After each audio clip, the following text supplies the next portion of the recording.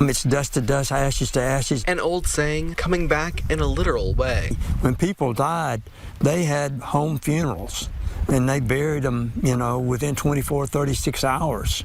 There was no embalming, there was no metal casket, there was no concrete vaults, and that was the way it was. Over the years, caskets and funerals have become more elaborate. Even so, the average traditional funeral costing about $10,000. There comes a point where we all kind of go, wait a minute, does it have to be this way? Why does it have to be so complicated? Looking for alternatives, many are turning to cremation. That people should be able to live according to their values and die according to their values. Others looking to our past. Hey, this is the way we've done it for thousands of years.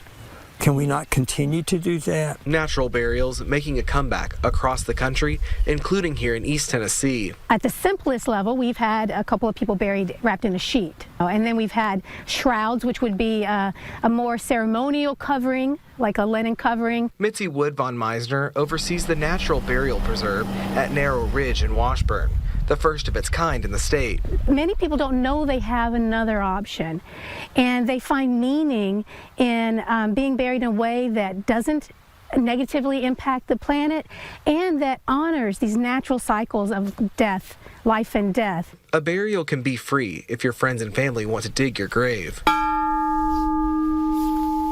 Here, it's not strangers laying loved ones to rest. And putting it into the grave and actually putting soil on top of the body, if you so choose, all of that is part of the grieving process, and it's a lot more healing, I think, than being totally isolated from the death of the loved one. And even if a place like Narrow Ridge isn't the right fit, it's starting to open minds about the future of death. Consumers of funeral services are now going to conventional cemeteries and saying, yeah, I need your services. I don't want to pull off a funeral all on my own.